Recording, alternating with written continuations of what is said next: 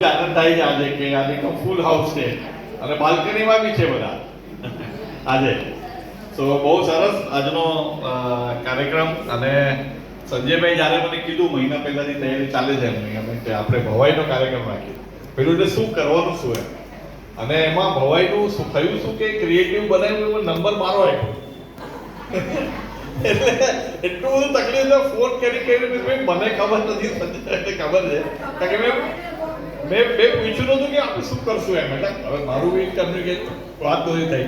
આમાં શું થાય છે કે અમે મોટા ભાગના કાર્યક્રમમાં આયોજકના નામ આપીએ છીએ આયોજકના, પણ એક પણ ફોન ન જાય. પરંતુ આ કાર્યક્રમની ખાસિયત એ છે કે તમને આટલો જ ફોન આવ્યો મને.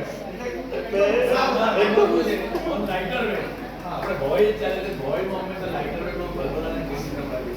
લાઇટર વેમાં કહ્યું ક્લાસરૂમમાં સૌથી મસ્તીખોર છોકરો હોય ને એને મોનિટર બનાવવાનું. આ કઈ ખ્યાલ નહીં આવ્યો મને. તમે બધાને પૂછી શકો છો.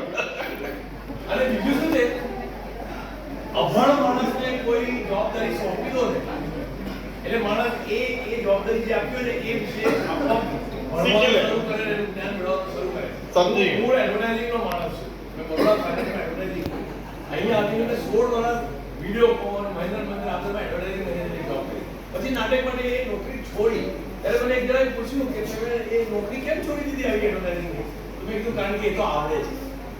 હવે આજે નથી આવડતું એ શીખવા.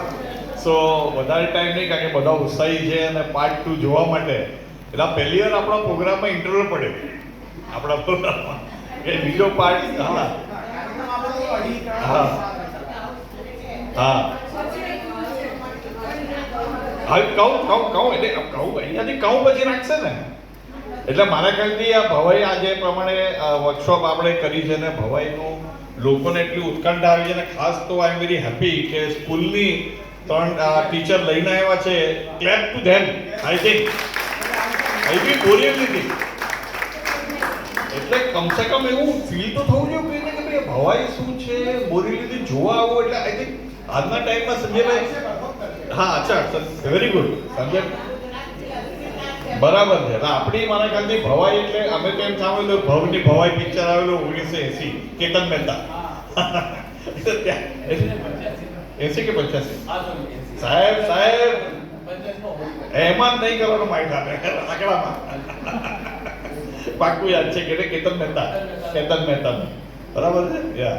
અને આપ સૌ અહીંયા આવ્યા છો, બહુ સરસ, બહુ મજા આવી છે. અને વાત થઈ છે તો પાછું તમને આમંત્રણ ભવાઈનું કાર્યક્રમ ક્યારે કરશે એ તો સંજયભાઈ નક્કી કરશે નેક્સ્ટ.